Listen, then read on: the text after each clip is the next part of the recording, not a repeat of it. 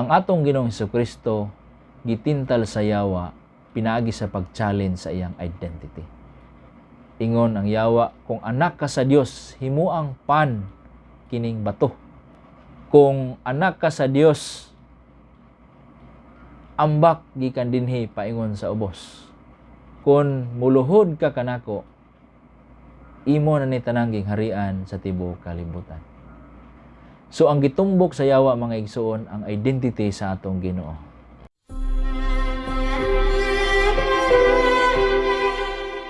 Mayong Domingo kanatong tanan mga igsoon, o ako magpaambit kaninyo nining hamubo nga pamalandong kinutlo gikan sa atong mga pagbasa nining unang Domingo sa Kwaresma sa kalendaryo sa atong simbahan.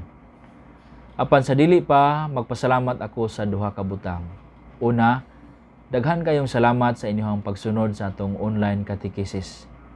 Kining ginagmay nato nga pagpasabot sa atong pagtuong Katoliko nga akong gikutlo gikan sa libro nga naguluhan Youth Catechism of the Catholic Church. Nang hinaot ko nga kini maka-update sa inyong tanan sa pagsabot sa atong pagtuo isip mga Katolikong Kristiyanos. Ug unta ma-appreciate nato usab ang kanindot ni ini. Labi na sa mga batan-on kanang giingon bitaw ni Saint Anselm of Canterbury kanang faith seeking understanding. Nga kabahin sa atong kabatan-on kanang atong masabtan kung unsa ang atong gituuhan. Ikaduha, magpasalamat ko sa tanan nga sa inyong tanan nga nagtimbaya sa akong adlaw nga tawhan kagahapon March 5. Salamat sa mga kaprian sa Archdiocese nga nagpaabot sila hang pagtimbaya o pag-ampo. Salamat sa akong pamilya, mga higala, mga kauban sa apostolado, sa mga nasaynan na kaniadto nga mga parokya, labi na ang mga parokyano dinhi sa Sacred Heart of Jesus Parish Bugo, uban sa mga councils o sa Purapuruko, si Reverend Father Alan Pulgo nga nagpadangat usab sa pagtimbaya sa akong adlaw nga tawhan, ilabi na gyud sa inyong tanan nga nagpasalig nga kanunay inyo kong hinumduman diha sa inyong pag-ampo. Daghan kaayong salamat. Ang atong mga pagbasa, ang first reading gikutlo gikan sa libro sa Deuteronomio chapter 26 verse 4 to 10. Unya ang atong salmo gikan sa Salmo 91 bersikulo 1 ngadto sa 2, 10 ngadto sa 11, 12 ngadto sa 13, 14 ngadto sa 15.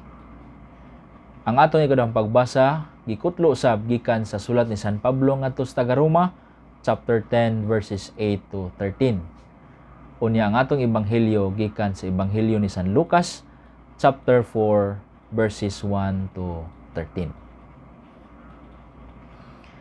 Sa akong pagpamalandong mga igsoon, kining mga pagbasa naghisgot sa usa ka punto nga atong huptan ang atong identity isip mga anak sa Dios Amahan pinaagi ni Kristo Jesus. Sa atong unang pagbasa, ang Dios nagpahinumdom sa katawhan sa Israel pinaagi kang Moises nga sa ilang paghalad sa unang bunga abot sa ilang pagpanguma. Sukad nga nahiabot sila sa yutang gisaad sa Kanaan, ilang hinumduman kung asa sila gikan. Nga sila piniling katawhan sa Dios o niluwas sa Dios. Ang ilang mga ginikanan, they have to say it again, nga ang ilang mga ginikanan gikan sa Aramea, napadpad sa Ehipto ni Sanay, apan gidawdaog sa mga Ehiptohanon, apan gipalingkawas sa Dios sa iyang kaluoy, busa niya na sila sa yutang gisaad. Buot ipasabot sa Dios, ayaw kamo kalimot nga kamo akong pinili og niluwas nga katawhan aron mahimong modelo sa tanang katawhan sa tibuok kalibutan. So hawiran nila kana nga identity. Sa samang paagi si San Pablo sa atong ikaduhang pagbasa nagpahinumdom nga tanang tao, Hudiyo o dili Hudiyo nga mga Kristiyanos, hawiran ang inyang identity isip mga niluwas ni Hesus ug nahimong mga anak sa Dios Amahan. kanang ilang ideklara sa ilang kasing-kasing nga si Jesus anak sa Dios ug nabanhaw alang sa kaluwasan sa tanang mga tao, Hudiyo ug dili Hudiyo. Og ang tanan mga anak na sa Dios Amahan tungod sa kamatayon o pagkabanaw sa atong Ginoong Kristo. Ug mao ni ang atong identity human kita mabunyagi. We are sons and daughters of God the Father through Jesus Christ in the Holy Spirit. Og ingon ni San Pablo, ato ni siyang hawiran kay ang tanan nga mosampit sa atong Ginoong Kristo di gyud magmahay. Iya hagay yung luwason tungod kay mga anak man kita sa Dios Amahan, igsuon man nato ang atong Ginoong Hesus Kristo. O sama sa mga Israelita, mga igsoon, kita ang bagong Israel, ato puning huptan nga identity, bisan unsay mahitabo. Ug mao ni ang atong makatunan diha sa atong ebanghelyo karon nga gibasa sa nahitabo sa atong Ginoong Hesus Kristo. Ang atong Ginoong Hesus Kristo gitintal sa yawa pinaagi sa pag-challenge sa iyang identity. Ingon ang yawa, kung anak ka sa Dios, himuang pan kining bato. Kung anak ka sa Dios, ambak gikan dinhi paingon sa ubos. Nag-ingon bitaw ang Salmo 91 nga saluon ka sa mga anghel, di ka maunsa. Ingon ang yawa, kung muluhod ka kanako, imo na ni tanangging harian sa tibuok kalibutan. So ang gitumbok sa yawa mga igsoon ang identity sa atong Ginoo.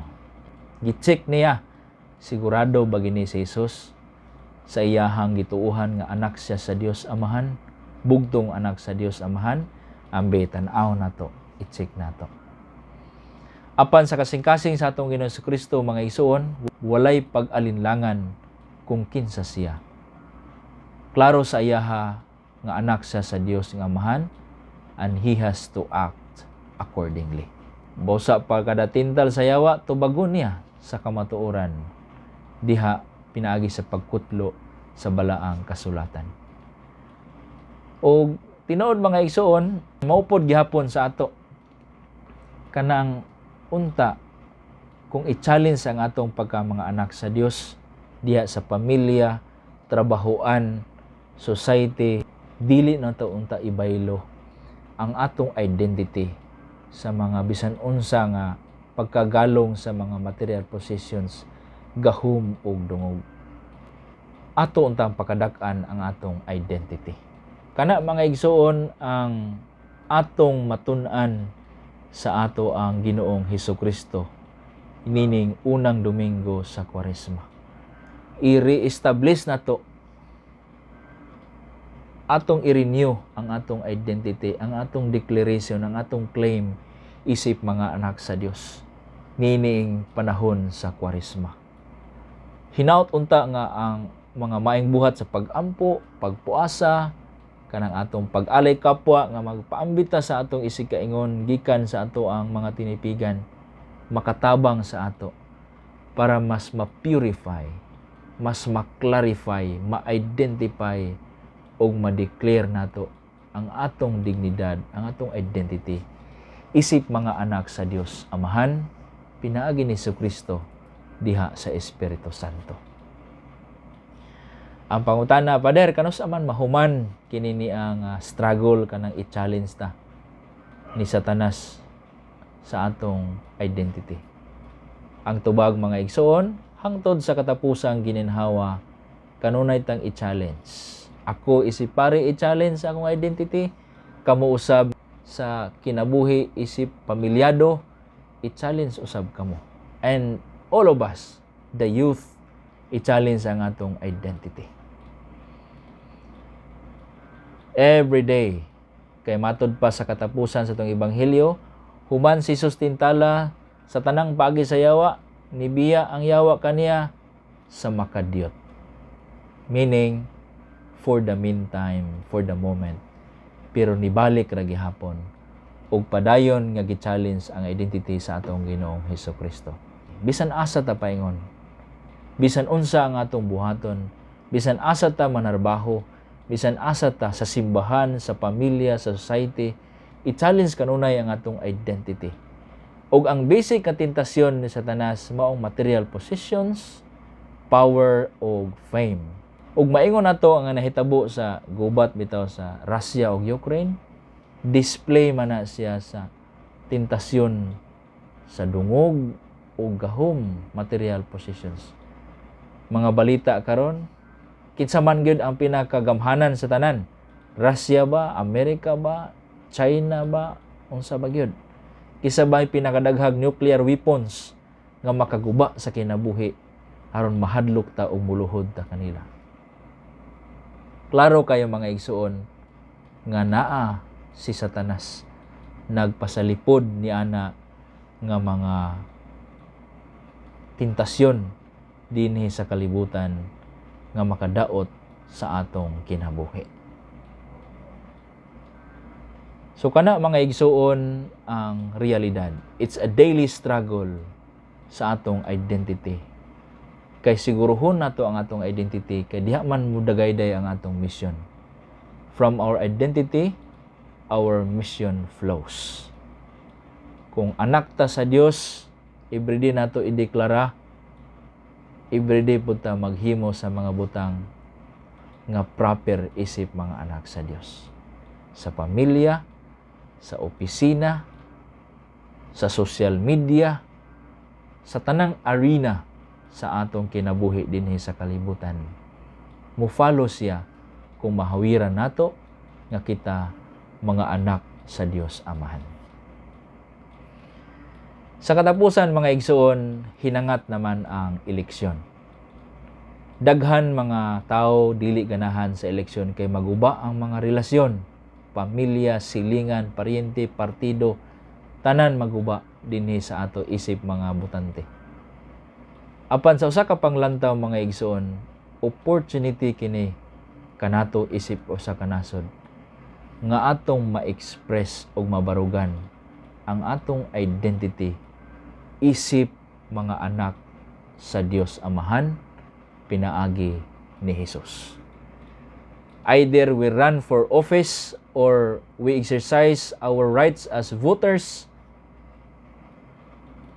ang importante mabarugan nato ang atong pagkaanak sa Dios. Like, we choose accordingly sa atong identity. We exercise, we implement our office isip mga anak sa Dios.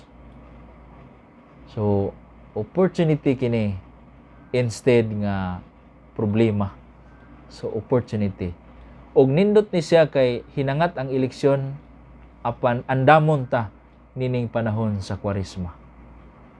Unta, igo mahuman ang atong pagsaulog sa Kwaresma, maandam ta aron mahimo tang malig-on ta ayha ta moatubang sa atong national election. So kanay mga igsuon ang atong makutlo ni ining unang Domingo sa Kwaresma. Atong siguruhon ang atong identity, atong barugan as sons and daughters of the Father, haron atong ma-resist ang tentasyon ni Satanas diha sa atong adlaw-adlaw nga kinabuhi. Sampit ta sa Ginoo kanunay. Sa katapusan, pag-ampo nga mubo kayo sa atong Ginoong Hesukristo. Nga nag-ingon, Lord Jesus Christ, Son of God, have mercy on me, a sinner. Ug sa akong kasinatian, makatabang kini mga igsuon. Either naa ako sa problema, naa ako sa kaulawan, naa ako sa time sa uncertainty, kana akong ibalik-balik sa akong unahuna. Ako ni nakatunan sa akong spiritual director. Kanang kanunay nga magsangpit sa Ginoo. Pareha sa Salmo, responsoryo nga nag-ingon, sa panahon sa kalisod, Ginoo, ubani ako. Ug matod pa ni San Pablo sa atong ikunang pagbasa, ang mosampit sa atong Ginoong Hesukristo, di gyud magmahay. Iyatang tabangan nga makabuntog ta sa mga haylo ni Satanas. Adlaw-adlaw, isip mga anak sa Dios nga buhi pa dinhi sa kalibutan. Daghang salamat mga igsoon sa inyong pagtan-aw. If you find this video helpful sa inyong faith life, please subscribe to my YouTube channel. And please don't forget to hit the notification bell for future videos. God bless you.